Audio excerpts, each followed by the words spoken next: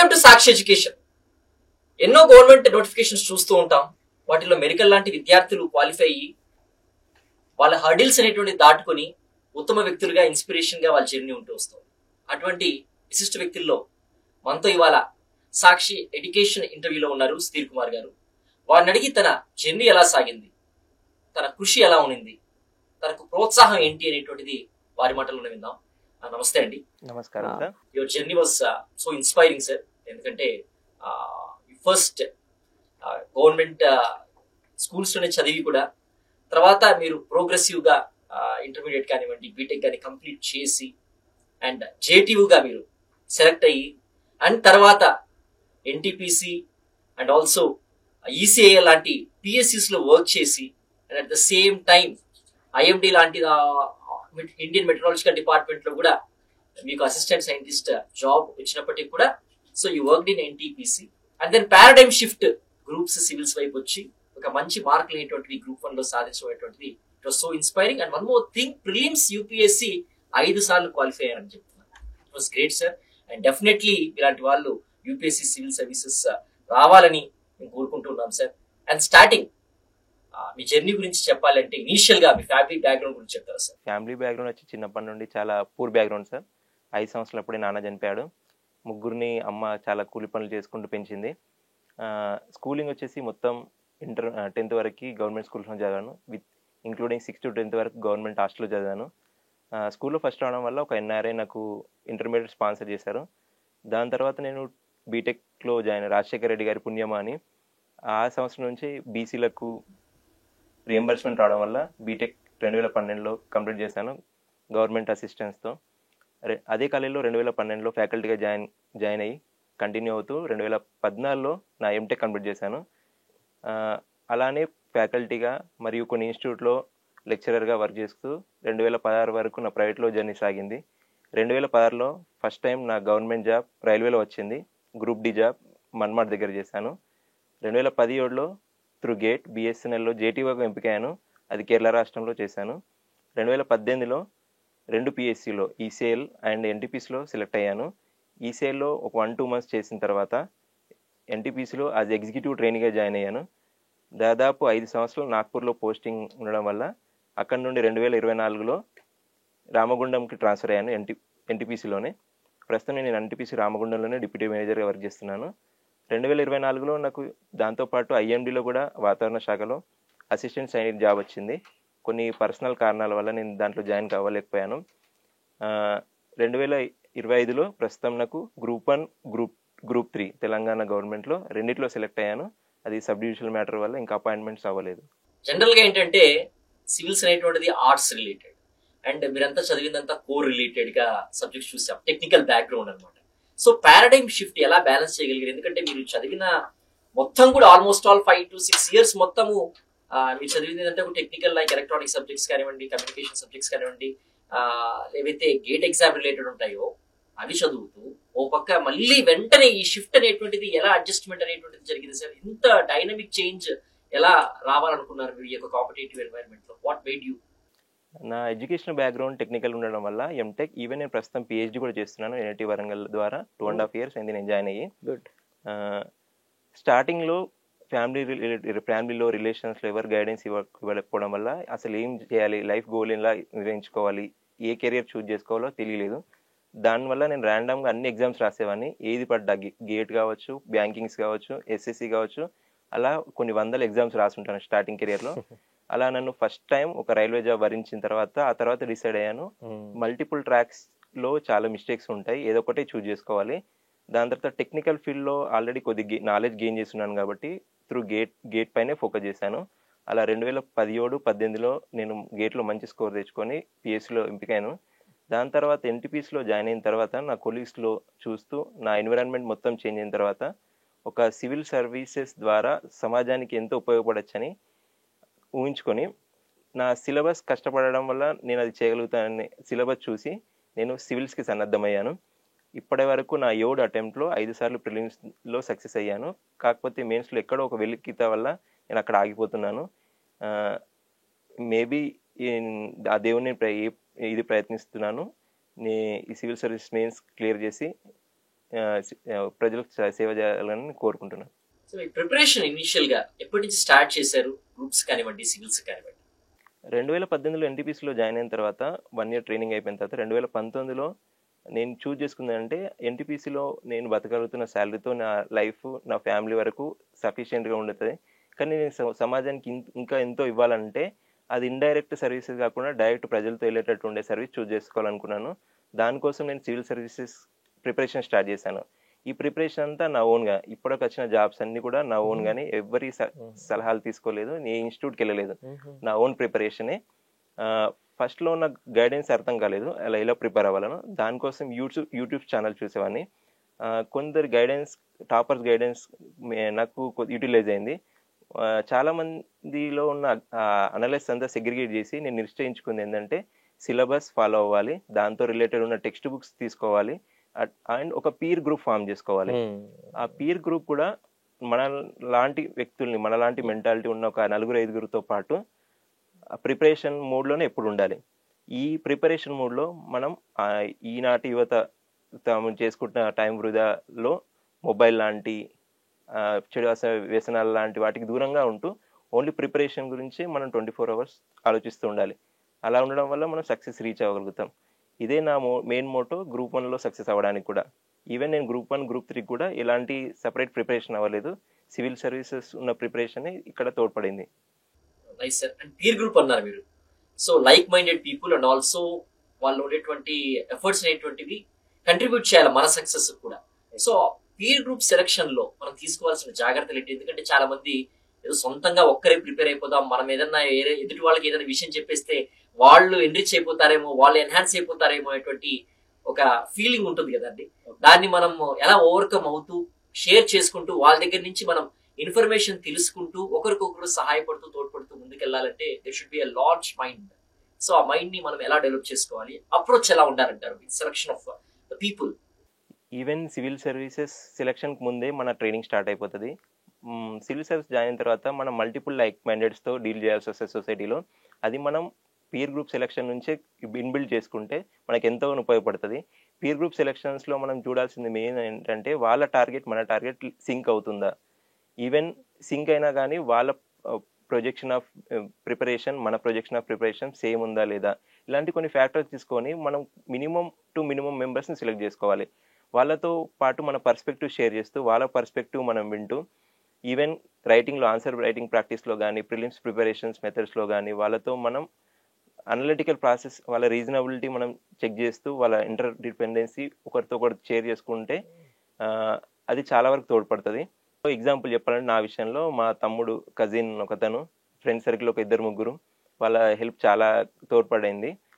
నా ఈ mains answer writings వాళ్ళకి చూపించేవాడిని, వాళ్ళు ఎవాల్యుయేట్ చేసి నాకు ఇచ్చేవాళ్ళు. దీనివల్ల నేను ఈవెన్ ఇన్స్టిట్యూట్స్ కూడా దూరంగా ఉండి ఆన్సర్ రైటింగ్ కూడా ఎక్కడికి వెళ్ళాల్సిన అవసరం నాకు రాలేదు. ఈ పీర్ గ్రూప్ చాలా ఇంపార్టెంట్ రోల్ ప్లే చేస్తే. నవడేస్లో మనకు చాలా టెలిగ్రామ్ ఛానల్స్ కూడా ఉన్నాయి, వాటితో ఫాలో అవుతూ టాపర్స్ స్ట్రాటజీ ఏంటి, మన స్ట్రాటజీ దానికి ఎలా మ్యాచ్ చేసుకోవాలి, ఇలాంటి ఫాలో అవుతాయి సరిపోతుంది. సార్ మీరు ఇదివరకు రాసిన ఎగ్జామినేషన్స్, రైల్వేస్ కానివ్వండి, లేకపోతే ఎన్టీపీసీ కానివ్వండి, ఐఎండిలో కానివ్వండి, లేకపోతే పిఎస్యు లైక్ ఈసీఎల్లో కానివ్వండి, నోటిఫికేషన్ వస్తుంది, రాస్తాము, మనకు జాబ్ వచ్చిందా లేదా అనేటువంటిది 1 yearలో మనకు తెలిసిపోతుంది. But వెరాస్ this groups it's very long journey. దాదాపు ఒక 3 years కన్సిస్టెంట్ గా ప్రిపేర్ అవ్వాలా, ఫోకస్డ్ గా ఉండాలా. అది రాసిన తర్వాత ఇది రాస్తున్నప్పుడు సో ఈ బ్యాలెన్స్ అప్రోచ్ ని ఎలా మీరు మెయింటైన్ చేయగలిగారు? యూపీఎస్సీ, టీజీపీఎస్సీ లాంటి preparation sir, it will takes lot of time from you. మనం యూపీఎస్సీ కనుక తీసుకుంటే ప్రిలిమ్స్ అయిపోతుంది, 3 stages of exams, prelims, mains, interview వచ్చేసరికి next year prelims conduction start అవుతుంది. It is like a cycle. ఆ సైకిల్లో మునిగిపోతాం. ఈవెన్ నా జర్నీలో కూడా నేను 7 years ఆఫ్ లైఫ్ని ఆల్మోస్ట్ బిహైండ్ చేసేసుకున్నాను సివిల్ సర్వీస్ ప్రిపరేషన్లో. But that is not my very bad concern with me. So నేను దాన్ని చాలా గుడ్ ఫేత్గా తీసుకున్నాను. చాలా నాలెడ్జ్ గెయిన్ చేశాను ఈ 7 years ఆఫ్ జర్నీలో. చాలా వాల్యూస్ నేర్చుకున్నాను, చాలా పర్స్పెక్టివ్స్ నా బిహేవియర్లో, క్యారెక్టర్లో బిల్డ్ అయ్యాయి ఈ 7 years ఆఫ్ జర్నీ వల్ల. అది కొద్దిగా సక్సెస్ రాలేదనుకొని ఫీల్ అవుతున్నా కానీ గ్రూప్ 1 లాంటి ఒక రిజల్ట్స్లో నాకు సక్సెస్ ఇచ్చిందని నేను భావిస్తున్నాను. ఇలాంటి long services, long career choose చేసుకున్నప్పుడు, ప్రీమియర్ కెరీర్ ఇండియాలో సివిల్ సర్వీస్ అంటే ఇలాంటి కెరీర్ చూసుకున్నప్పుడు దాంట్లో మనం పాజిటివ్ ఆర్ సక్సెస్ ఆర్ ఫెయిల్యూర్ని రెండింటిని యాక్సెప్ట్ చేయాల్సిన అవసరం ఉంది. ఫెయిల్యూర్ వచ్చినా కానీ దాన్ని బాధపడకుండా రీసెంట్గా గవర్నమెంట్స్ కొన్ని ఇనిషియేటివ్ తీసుకొచ్చింది. యా ఈవెన్ మీరు ఇంటర్ వరకు వెళ్ళినా మీరు వేరే దాంట్లో సక్సెస్ అయ్యే ఛాన్స్ ఉంటుంది. సివిల్ సర్వీసెస్ లాంటి సిలబస్ ఎలా ఉంటుందంటే చాలా మిగతా ఎగ్జామ్స్ కూడా సింక్ అయి ఉంటుంది. ఈవెన్ నా కేసులో కూడా నేను సివిల్ సర్వీస్ ఎగ్జామ్ చదివే గ్రూప్స్ కొట్టాను. అలా సివిల్ సర్వీస్ సిలబస్ చదవడం వల్ల మిగతా ఏరియాలో కూడా చాలా ప్లేస్లో అది యూజ్ అవుతుంది. Even if I want to switch banking SSC railway exams కూడా ప్రిపేర్ అవ్వాలనుకుంటే when compare to this syllabus that is very simple. మనకు ఆ బ్రాడ్ మైండ్నెస్ బ్రాడ్ ఓవర్వ్యూ వచ్చేస్తాయి సిలబస్ చదవడం వల్ల. కానీ ప్రిపరేషన్ ఇంత లాంగ్ ప్రిపరేషన్స్లో ఎప్పుడు మనం నెగిటివ్గా ఫీల్ అవ్వద్దు, ఆప్టిమిస్టిక్గా ఉండాలి, పర్సివరెన్స్తో ఉండాలి. ఈ నాలెడ్జ్ ఎక్కడ కూడా మనకి యూజ్ అవుతుంది. Even it will build you a good character in the society. And one more thing sir, రాను ఏంటంటే ఈ సివిల్ సర్వీసెస్ కానివ్వండి లేకపోతే గ్రూప్స్ కి సంబంధించి కానివ్వండి, the seriousness of the students అనేటువంటి తగ్గిపోతూ వస్తుంది. Is it right?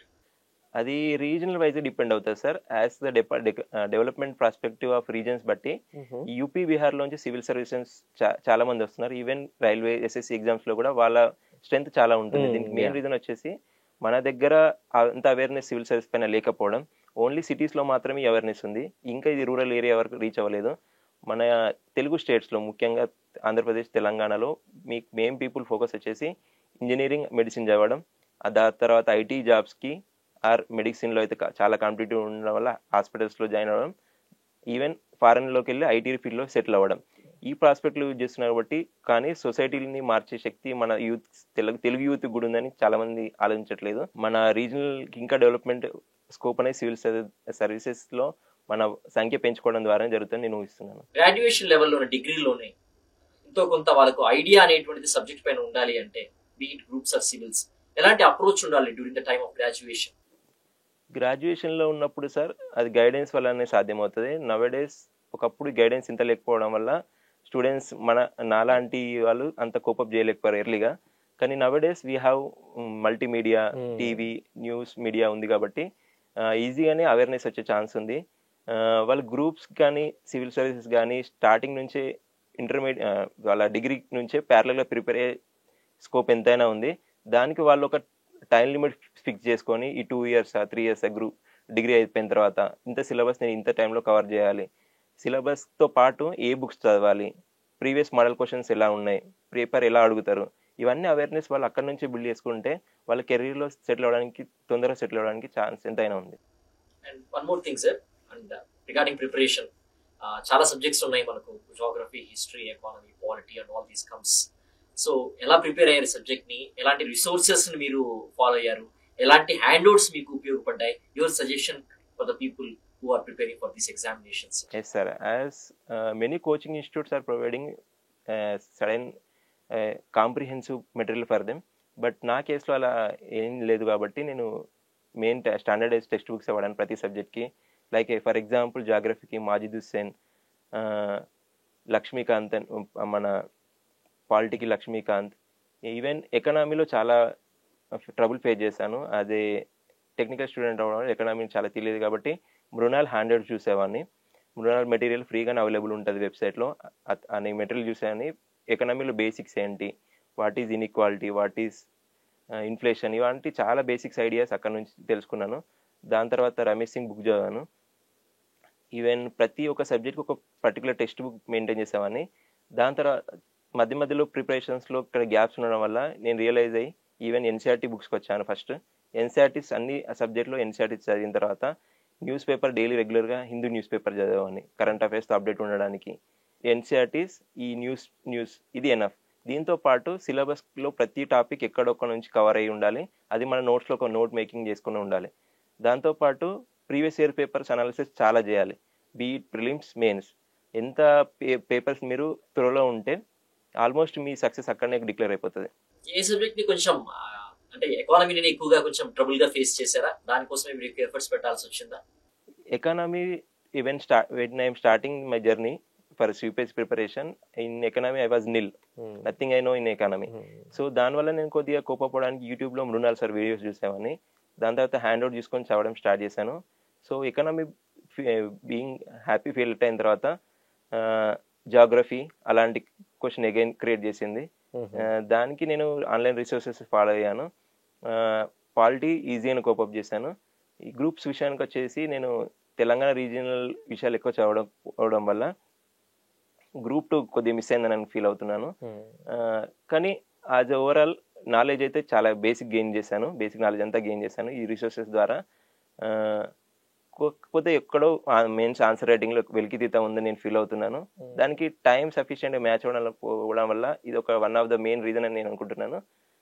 If permits in future దీంట్లో నేను సక్సెస్ అవ్వాలని కోరుకుంటున్నాను. మీరు అన్నట్లు ఆన్సర్ రైటింగ్ అనేటువంటిది ఇట్స్ నాట్ దట్ ఈజీ. ఎంత చదివినా కూడా ఆ టైంలో ఎంత ఎఫెక్టివ్ గా మనం ప్రజెంట్ చేస్తాం అనేటువంటిది ఇట్ మ్యాటర్స్ ఎ లాట్ అనమాట. దాని పీర్ గ్రూప్స్ తో పాటుగా మనం సెల్ఫ్ ఎవాల్యుయేషన్ అనేటువంటిది చాలా ఇంపార్టెంట్ క్రైటీరియా కాబట్టి so you advise to the students you are preparing regarding answer writing tips. Even prelims కంటే ముందు నేను చెప్పాలి ఏంటంటే ఆన్సర్ రైటింగ్ నుంచే స్టార్ట్ చేయాలి. మీరు ఎంత చదివినా ప్యారలల్గా ఒక బుక్ పెట్టుకొని దానిలో ఆన్సర్ రూపంలో మీరు ఎంత ఫాస్ట్గా ఈజీగా వ్యక్తపరుస్తారో దాన్ని చెక్ చేసుకోవాలి. నా విషయంలో నేను ప్రిలిమ్స్ అయిపోగానే మెయిన్స్ మధ్యలో ఉండే 3 months ఎవ్రీ ఇయర్ నేను కోరుకుంటా నాకు అది సెలవులాగా పర్మిషన్ ఇస్తే బాగుండని. కానీ ఇప్పటివరకు నా 5 attemptsలో అలా జరగలేదు. ఎగ్జామ్స్కి నేను డైరెక్ట్లీ మెయిన్స్ ఎగ్జామ్కి డైరెక్ట్ అపీర్ అవ్వడం, మధ్యలో ఎక్కడ కూడా అంత ఎఫిషియెంట్ టైం నేను దానికి కేటాయించకపోవడం చాలా నెగిటివ్ అయిపోయింది నా విషయంలో. ఈవెన్ స్టూడెంట్స్కి నేను చెప్పేది ఇదే, మీకున్న టైంని చాలా ప్రాపర్ యూటిలైజ్ చేసుకోండి. నాకు ఈ టైం విలువ చాలా తెలుసు. ఈ 3 months టైం విలువ నాకు ఒకవేళ ఉంటే నేను దాన్ని సివిల్ సర్వీస్లో సాధించాలని నాకు అప్పుడప్పుడు అనిపిస్తుంది. మీరు మాత్రం మీకున్న టైంని ఈవెన్ లైక్ ఒక ఎంటర్ప్రైనర్కి మనీ ఎలా ఇన్వెస్ట్మెంటో బిజినెస్లో to gain the profits surplus or a student in a preparations time is the main investment. మీరు ఆ ఇన్వెస్ట్మెంట్ ప్రాపర్గా యూజ్ చేసుకుంటే మీరు సక్సెస్ అవ్వగలుగుతారు. మెనీ టైమ్స్ మనం లోగా ఫీల్ అయిన సందర్భంలో మిమ్మల్ని మీరు ఎలా ఎన్హాన్స్ చేసుకుంటుండేవాళ్ళు, మిమ్మల్ని మీరు ఎలా మోటివేట్ చేసుకుంటుండేవాళ్ళు? చాలా కేసెస్లో సార్ నేను బై బర్త్ చిన్నప్పటి నుంచే పూర్ బ్యాక్గ్రౌండ్ ఉండడం వల్ల చాలా హడిల్స్ ఫేస్ చేశాను. ప్రతిదీ నా మైండ్లో ఇన్బిల్ట్ అయ్యి నేను ఏ ప్రవర్తన ఎలా ఉండాలని నేర్చుకున్నాను. నా క్యారెక్టర్లో బిల్డ్ అయిపోయింది. దీంట్లో నా గురువులు చెప్పిన నీతి కథలు కానీ, నా ఫ్రెండ్స్గా సర్కిల్లో ఉన్న కొందరు మోటివేటర్స్ కానీ, ఈవెన్ కొన్ని విషయాల్లో నా స్టూడెంట్స్, నేను స్టార్టింగ్ కెరీర్లో యాజ్ ఎ టీచర్ వర్క్ చేసినప్పుడు నా స్టూడెంట్స్ కూడా నాకు చాలా వరకు హెల్ప్ చేయగలరు. కొందరు ఈవెన్ స్టూడెంట్స్ చెప్పాలంటే వాళ్ళకు ట్యూషన్ అవసరం లేకుండా నాకు డబ్బులు ఇక్కడ కావాలని అవసరం ఉంటుందని వాళ్ళు డబ్బులు ఇచ్చిన దగ్గర ట్యూషన్ వచ్చేవాళ్ళు. అలాంటి కేసెస్ కూడా ఉన్నాయి. ఇలాంటి చాలా పరిస్థితులను మోటివేట్ చేసి లైఫ్లో ఎలాంటి సిచ్యువేషన్ వచ్చినా ఎలా కోపప్ చేసుకోవాలనో నాకు నేర్పించాయి. దాంతోపాటు మోరల్ స్టోరీస్ కానీ, మోరల్ థింకర్ స్టోరీస్ కానీ వింటున్నప్పుడు మన లైఫ్లో జరిగేటి చాలా సింపుల్ విషయాలు. ఆల్రెడీ ఇలాంటి సిచ్యువేషన్ చాలామందికి జరిగాయి. వాళ్ళు ఎలా కోపప్ చేస్తారో వాటి నుంచి మనం నేర్చుకోవాలి. మధ్యతరగతి కుటుంబాలకు కానివ్వండి, దిగువ మధ్యతరగతి కుటుంబాలకు కానివ్వండి, ఇలాంటి వ్యక్తి అనేటువంటి వాళ్ళు చాలా ఇన్స్పైరింగ్ అనిపిస్తాయి వాళ్ళ మాటలకి. ముఖ్యంగా అటువంటి పరిస్థితుల్లో ఉండే వాళ్ళకి, గ్రామీణ ప్రాంతాల్లో ఉండేటువంటి విద్యార్థులకి మీరు ఇచ్చేటువంటి సూచనలు, సలహాలు? మధ్యతరగతి బ్యాక్వర్డ్నెస్ అనేది ఒక సోషియో ఎకనామిక్ ఫ్యాక్టర్ సార్. అది టైం బీయింగ్ డైనమిక్. కొందరు మధ్యతరగతి ఉన్న వాళ్ళు అప్పర్ క్లాస్కి వెళ్ళిపోతారు. అప్పర్ క్లాస్ ఉన్న సడన్గా లోవర్ క్లాస్ కూడా వచ్చే ఛాన్స్ ఉంది. అది ఓన్లీ మన చేసే పనులను బట్టి, మనం చూజ్ చేసుకునే వే ఆఫ్ లైన్ బట్టి మారుతూ ఉంటుంది. ఒకవేళ మధ్యతరగతి విద్యార్థులైనా, పూర్ పీపుల్ అయినా, వాళ్ళు విద్య లాంటి ఒక ఆయుధాన్ని నమ్ముకుంటే వాళ్ళు జీవితంలో ఎంతో మంచి ఉన్నత శిఖరాలకు ఎదగలుగుతారు. ఇది మనం ఎగ్జాంపుల్గా చాలా మంది విషయాల్లో చూసాము. నేను ప్రస్తుతం రామగుండం దగ్గర ఉంటున్న ఒక ఎగ్జాంపుల్ చెప్పాలంటే, రామగుండం దగ్గర నుంచి ఒక సివిల్ సర్వెంట్ ఉన్నాడు, Narahari sir. Is the iconic civil servant. Is at present in the secretary for the government of Madhya Pradesh. అతను ఉంచుకున్న కాన్సెప్ట్ లాడ్లీ లక్ష్మి అనేది ఇప్పుడు బేటీ పడావ్ బేటీ బచావ్ స్కీమ్కి ఒక కార్యరూపంగా అది ఇనిషియేటివ్ తీసుకున్నాడు. అతను అదే విషయంలో కాకుండా చాలా విషయాల్లో అతను పూర్ బ్యాక్గ్రౌండ్ వచ్చేసి గవర్నమెంట్ స్కూల్లో చదవడం, ఒక పూర్ రూరల్ ఫ్యామిలీ నుంచి రావడం, ఇలా చాలామంది ఎగ్జాంపుల్స్ మన జీవితంలో ఉన్నారు. వాళ్ళని మనం మోటివ్గా తీసుకొని చదువు లేదా బిజినెస్ ఇంట్రెస్ట్ ఉంటే బిజినెస్లో ఉండే ఐడియాస్ని కోపప్ చేసుకొని మనం ముందుకెళ్తే ఎవరైనా వాళ్ళ తలరాతను మార్చుకోవచ్చు. చాలా మంది చెప్పేది ఏంటంటే ఇలా చదవాలి, ఇలా వెళ్ళాలి చెప్తూ ఉంటారు. కానీ ఎగ్జిట్ పాయింట్ అనేటువంటిది కూడా చాలా ఇంపార్టెంట్. బీట్ యూపీఎస్సీ గ్రూప్స్ మనకు ఒక ఆల్టర్నేట్ కెరీర్ అనేటువంటిది చూస్ చేసుకోవాల్సిన పరిస్థితులు వస్తూ ఉంటాయి. మనల్ని మనం ఎవాల్యుయేట్ చేసుకుంటున్నప్పుడు మనం ఆ స్టాండర్డ్స్ లేనప్పుడు. సో ఎగ్జిట్ పాయింట్ అనేటువంటిది ఎప్పుడు డిసైడ్ అవ్వాలి, ఏ సిచ్యువేషన్ లో డిసైడ్ అవ్వాలి? చాలా మంచి క్వశ్చన్ సార్. చాలా మంది యూత్ ఇప్పుడు ఎవరైతే సివిల్ సర్వీస్ ప్రిపరేషన్లో ఉన్నారో వాళ్ళు ఇదే సైకిల్లో ఇరుక్కుపోయి బయటికి వెళ్ళలేకపోతున్నారు. సివిల్ సర్వీస్ అనేది మనం ఎందుకు చూజ్ చేసుకుంటున్నాం, ఫస్ట్ అది మన మైండ్లో ఫస్ట్ రీజన్ మనం ఆలోచించాల్సిన విషయం. ఒకవేళ మీరు సివిల్ సర్వెంట్ క్వాలిటీస్ మీలో ఉన్నాయా, మీరు కంపల్సరీ చేయగలరా, అవన్నీ మీరు ఇంటర్నల్ సెల్ఫ్ ఎవాల్యుయేషన్ చేసుకోవాలి. ఇవన్నీ నేను కంపల్సరీ చేస్తా, దానికి నా సరౌండింగ్ ఎన్విరాన్మెంట్ కూడా తోడ్పడుతుంది అని అనుకుంటేనే మనం ప్రిపరేషన్లోకి రావాలి. చాలామంది కొన్ని సంవత్సరాలు సివిల్ సర్వీస్లో ప్రే చేసుకున్నారు. నేను చాలామంది చెప్పేది, మీరు ఫస్ట్ ఏదో ఒక గవర్నమెంట్ జాబ్ కొట్టండి, అది be it any private, even it is private also, first మీకు ఒక బేస్ లైన్ ఉండాలి. దాని తర్వాతనే ఇలాంటి ప్రిపరేషన్స్ చేయండి. కొందరు ఈవెన్ తల్లిదండ్రులు పంపించిన డబ్బులతో, even it is Ashok Nagar or in Delhi, Mukherjee Nagar, Rajendra Nagar, చాలా మంది విద్యార్థులను చూశాను, వాళ్ళు తండ్రులు పంపించిన డబ్బులు జల్సాగా ఎంజాయ్ చేస్తూ, ఇక్కడ వాడు జల్సా ఎందుకు వాడాల్సి వచ్చిందంటే, లక్షల్లో పంపించిన డబ్బులు ఈవెన్ వాళ్ళు అక్కడ ఉండి ప్రిలిమ్స్ కూడా ఫస్ట్ స్టేజ్ ఆఫ్ ఎగ్జామ్ కూడా క్లియర్ చేయలేకపోతున్నారు. Even it is little bit luck factor అయినా చాలా వరకు డిస్ట్రాక్షన్స్ వాళ్ళు క్రియేట్ చేసుకుంటున్నారు. అలాంటి టైంలో మనం వాళ్ళ తల్లిదండ్రులు డిపెండ్ కాకుండా మనమే ఒక జాబ్ చేసుకుంటూ దొరికిన పార్ట్ టైం టైంలో ప్రిపరేషన్ చేస్తూ అలా మన కెరియర్ సాగించాలి. మనకు ఒక పర్టికులర్ స్టేజ్లో ఇది మనతో కాదేమో, ఇలాంటి మనం బేర్ చేయలేము అనుకున్నప్పుడు ప్రిపరేషన్ నుంచి ఎగ్జిట్ అవ్వడం కూడా ఇంపార్టెంటే. ప్రతి ఒక్క వ్యక్తి ఎలా స్టార్ట్ చేయాలో, ఎలా ఎండింగ్ చేయాలో కూడా నేర్చుకోవాలి. వన్ మోర్ థింగ్ సార్, ఇదివరకు ఏంటంటే ఢిల్లీ కానివ్వండి, హైదరాబాద్కి వచ్చి చదువుకోవాల్సిన అవసరం ఉండేది, డిపెండ్ అవ్వాల్సిన అవసరం ఉండేది ఫ్యాకల్టీ. ఇప్పుడు మీరు అన్నట్లుగా ఆన్లైన్లోనే రిసోర్సెస్ ఎక్కువ ఉన్నాయి, ఆన్లైన్ కోచింగ్ ఉంటుంది, గ్రూప్స్ ఉంటున్నాయి. సో అంత ఖర్చు పెట్టకుండా కూడా ఇంట్లోనే మనం కూర్చొని చదువుకునేటువంటి వెసులుబాటు ఉంది, ప్రొవైడెడ్ మనకు అంత కమిట్మెంట్, అంత డెడికేషన్ అండ్ మన అబ్జార్ప్షన్ లెవెల్స్ అంత బెటర్గా ఉండగలిగింది. సో అటువంటి స్టూడెంట్స్కి, ఎందుకంటే నేను ఏదో అంత అఫోర్డ్ చేయలేను, వెళ్ళి చదువుకొని అంత ఖర్చు పెట్టలేను అనుకునే వాళ్ళకి మీ సలహాలు ఏంటి? ఆన్లైన్ రిసోర్సెస్ ఏ విధంగా ప్లాన్ చేసుకోవాలి, ఏ గ్రూప్స్ ఉన్నాయి అంటే ప్లీజ్. చాలా మందికి ఇది అనిపిస్తుంది, మనం ఏదో ఒక ప్రీమియర్ ఇన్స్టిట్యూట్లో జాయిన్ అయితే కంపల్సరీ మనం సివిల్ సర్వీస్ క్రాక్ చేస్తామని. అదొక పెద్ద మిత్, అలాంటిది ఏం లేదు. ఈ కోచింగ్ ఇన్స్టిట్యూట్ అనేది మీ లాస్ట్ ఆప్షన్. మీ ఈవెన్ మీకు ఏది తెలియకుండా జీరో నాలెడ్జ్ గైడెన్స్ ఉంటే అలాంటి విషయంలో మీరు కోచింగ్ ఇన్స్టిట్యూట్ జాయిన్ అవ్వండి. కానీ ఫర్ ఎగ్జాంపుల్ మీకు ఆల్రెడీ ఆన్లైన్ రిసోర్సెస్ ఉన్నాయి, అవేర్నెస్ ఉంది సివిల్ సర్వీస్ ఎలా ప్రిపేర్ అవ్వాలో, అలాంటి టైంలో మీరు మీ పీర్ గ్రూప్ క్రియేట్ చేసుకోవడం. ఆన్లైన్లో టెలిగ్రామ్లో చాలా మంది ఛానల్స్ ఉన్నాయి. ఈవెన్ సెలెక్ట్ అయిన ప్రతి ఒక్క ర్యాంకర్ తన పర్టికులర్ ఒక టెలిగ్రామ్ ఛానల్ క్రియేట్ చేస్తున్నాడు, ఆ గ్రూప్లో జాయిన్ అవ్వండి. సివిల్ సర్వెంట్స్ చాలా మంది యూట్యూబ్లో వాళ్ళ వీడియోస్ ఉన్నాయి, వాళ్ళ స్ట్రాటజీ కానీ, ఆ స్ట్రాటజీ కూడా బ్లైండ్గా ఫాలో అవ్వకండి. అది మీకు ఎలా సూట్ అవుతుంది, దాన్ని మీ అనాలిసిస్ వే ఆఫ్ థింకింగ్లో మీరు ఎలా రాయగలుగుతారు, ఆన్సర్స్ అయినా ప్రిలిమ్స్లో క్వశ్చన్స్ అయినా ఎలా క్లియర్ చేయగలుగుతారు, ఇవన్నీ ఆలోచించుకుంటూ ఒక సెట్ ఆఫ్ మెటీరియల్ మీ దగ్గర ఫస్ట్ పెట్టేసుకోండి. ఎలాంటి సిలబస్ చూసి ఆ సిలబస్కి ప్రకారం ప్రతి ఒక పాయింట్కి కవర్ అయ్యేటట్టు text book or NCERT books or current affairs, దాంతోపాటు ప్రీవియస్ పేపర్స్ కంపల్సరీ ఒక 5 to 10 years మధ్య ఉన్న ప్రీవియస్ పేపర్స్ కంపల్సరీ చేయాలి. ఇదే విషయం దాంతోపాటు మన పీర్ గ్రూప్స్లో మన క్రాస్ వెరిఫికేషన్ చేస్తూ ఉండాలి, ఎలా ప్రిపరేషన్ మనది ఎలా అవుతుంది, వాళ్ళది ఎక్కడ వరకు ఉంది. అలా పీర్ గ్రూప్స్లో నేను చాలామంది చూశాను, ఒక 5 to 6 ఉన్న పీర్ గ్రూప్స్లో నుంచి ఒక్కొక్కరు ఎవ్రీ ఇయర్ సివిల్ సర్వెంట్స్గా మారడం కూడా నేను చూశాను నా ఈ జర్నీలో. ఇది ఇలాంటి ప్రిపరేషన్ విద్యార్థులకు ఎంతో ఉపయోగపడుతుంది నేను కోరుకుంటున్నాను. ఫైనల్ రిమార్క్స్ సార్, ఎందుకంటే you know that people will be looking for you, topper stocks వింటూ ఉంటారు, and also you've been such a you know that inspiring person coming from the humble background, and also మనకు ఎన్ని hurdles ఉన్నప్పటికీ కూడా అన్ని jobs crack చేసి central గవర్నమెంట్స్కి ఇటువైపు వచ్చి కాంట్రడిక్టరీగా ఈ గ్రూప్స్ ఎంచుకొని సివిల్స్ ఎంచుకొని ఇక్కడ సక్సెస్ అయ్యి you are in now in such position. Final remarks and your ambition, future ambitions. Life is not easy for everyone. నా విషయంలో కూడా అంత ఈజీగా లైఫ్ కాలేదు. చిన్నప్పటి నుంచి స్ట్రగుల్స్ ఫేస్ చేస్తున్నప్పుడే ఈవెన్ చిన్న ఏజ్లోనే మ్యారేజ్ కూడా అయిపోయింది. ఇప్పుడు నా ప్రస్తుతం నాకు 8 years బాబు, 6 years పాప. వాళ్ళిద్దరు కేరింగ్, మా మిస్సెస్ తనే చూసుకుంటుంది. అప్పుడప్పుడు ఒక గిల్టీ ఫీలింగ్ వస్తుంది, నా ఒక పేరెంట్ రోల్ని నేను అప్పుడప్పుడు స్కిప్ చేస్తున్నానని. కానీ ఇది బెటర్మెంట్ ఆఫ్ సొసైటీకి ఫ్యూచర్లో యూజ్ అవుతుందని నేను ఇక్కడ హడుల్ని మనసులోంచి తీసేస్తున్నాను. ప్రిపరేషన్ అనేది నాకు ఇక్కడ ఆల్రెడీ ఒక జాబ్ ఉండడం వల్ల ఇంకో జాబ్కి నేను ఈజీగా ప్రిపేర్ అవ్వగలుగుతున్నాను. బీట్ టైం ఫర్ 4-5 hours నాకు ఒక రోజు దొరికినా కానీ అది ఫ్రూట్ఫుల్గా యూజ్ చేసుకోవడానికి నేను ట్రై చేస్తున్నాను. కష్టాలు అందరికీ ఉంటాయి, దాన్ని మనం కంపల్సరీ సాధిస్తేనే కష్టాలు దూరం అవుతాయి. ఎవరికైనా టైం 24 hours. ఆ 24 hours మనం ఎంత ఎఫెక్టివ్గా సోషల్ మీడియాకి దూరంగా ఉండి, నవడేస్లో టెలిగ్రామ్ అని, యూట్యూబ్స్ అని ఎంటర్టైన్మెంట్కి ఎక్కువ అలవాటు పడి అసలు మన ఫోకస్ ఏంటో యూత్ మర్చిపోతున్నారు.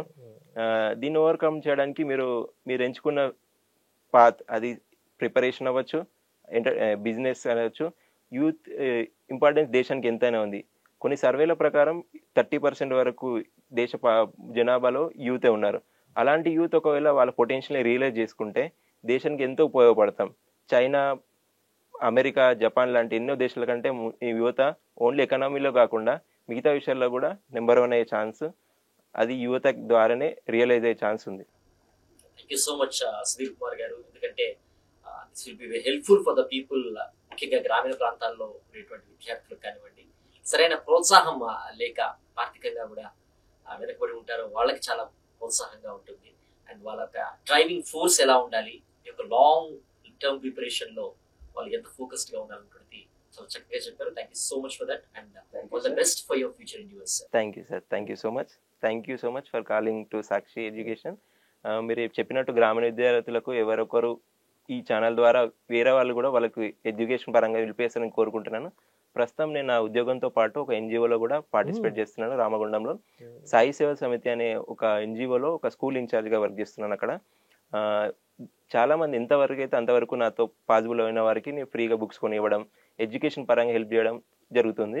ఇలా మిగతా వాళ్ళు కూడా ఎవరికైనా విద్యా దానం చేస్తే వాళ్ళు సమాజానికి ఎంతో మేలు చేసిన వాళ్ళు అవుతారు. ఇది చాలా మంది అబ్జర్వ్ చేయాలని నేను కోరుకుంటున్నాను. ఎంతో స్ఫూర్తివంతమైనటువంటి జర్నీ సార్. మీ మాటలే కాదు, మీ యాక్షన్స్ కూడా స్ఫూర్తివంతంగానే ఉన్నాయి. And we wish you all the best. Thank thank you so much for joining us. Thank you sir. Thank you.